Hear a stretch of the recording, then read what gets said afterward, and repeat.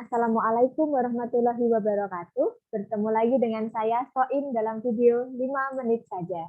Dalam 5 menit ke depan, kita akan membahas kondisi yang kita kenal sebagai ngeblank atau hilang kontrol, kendali, konsentrasi atas apa yang akan kita ucapkan.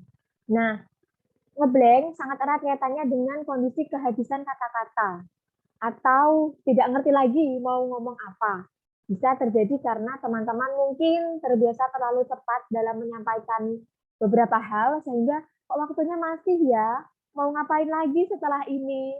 Atau misalnya merasa sudah menyampaikan banyak hal tapi juga waktu masih tersisa. Sehingga apa yang harus kita lakukan? Yang pasti kita perlu memiliki cadangan kata-kata.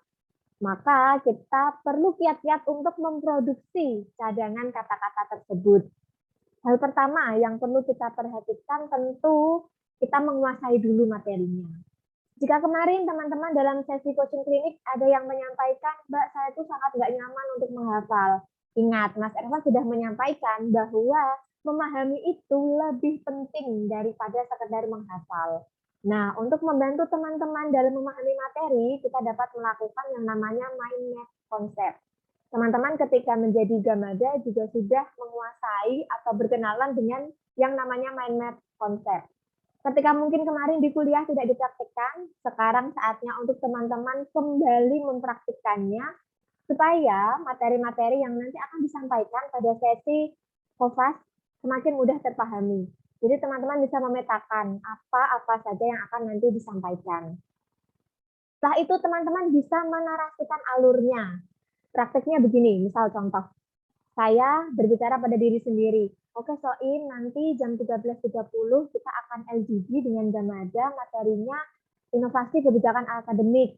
Nanti Gamada pasti sudah melihat video itu. Oh, ternyata ada Gamada yang belum nonton, tidak apa-apa Soin, kamu nggak perlu kaget. Ingatkan Gamada untuk mengikuti sesinya dengan seksama dulu. Seperti itu kasarannya. Jadi teman-teman coba narasikan, bisa dalam praktik seperti tadi, berbicara dengan diri sendiri, atau menuliskannya. Tuliskan nanti akan seperti ini alurnya. Semakin detail tidak apa-apa. Jadi nanti ketika teman-teman ngeblank, bisa langsung ingat, oh iya teman-teman, kita tadi sudah membahas tentang inovasi kebijakan akademik. Nah, berarti selanjutnya kita harus mulai berdiskusi mengenai bagaimana implikasinya pada bidang studi kita masing-masing. Contohnya seperti itu. Nanti teman-teman menyesuaikan dengan konteks materi yang akan disampaikan ya.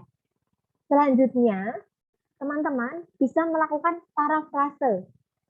Ketika adik-adik Gamada menyampaikan banyak opini dan pendapat di sesi LGD, teman-teman menangkapnya, bisa mengutarakan ulang, menyampaikannya kembali dengan bahasa teman-teman. Bahasa sendiri yang lebih nyaman dan lebih bisa dipahami oleh kita sendiri.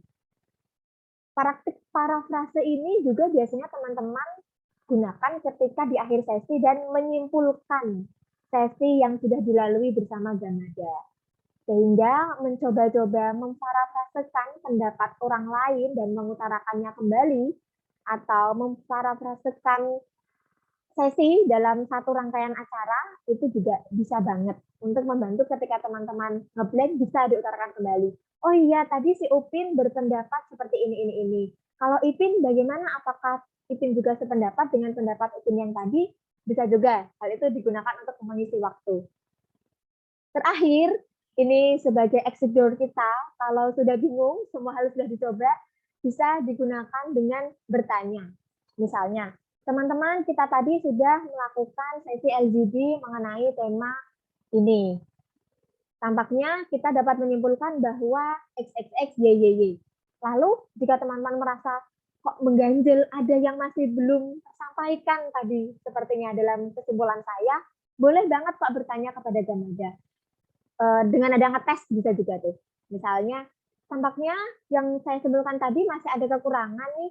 Apakah dari teman-teman Gamada ada yang mau menambahkan? Atau tampaknya ada yang belum saya sampaikan loh, apakah teman-teman menyadarinya? Seperti itu bisa juga dipraktikkan. Jadi keempat hal tadi silakan teman-teman mencoba menuliskannya atau mengingat-ingat, mempraktikkan mana yang kira-kira nyaman untuk digunakan nanti ketika mengalami yang namanya blank, apa sih yang bisa diutarakan di depan adik-adik remaja supaya tidak terlihat banget kalau kita ngeblank seperti itu. Mungkin itu dulu dari saya yang bisa saya sampaikan pada video ini. Terima kasih atas semangat dan antusiasmenya. Wassalamualaikum warahmatullahi wabarakatuh. Sampai jumpa.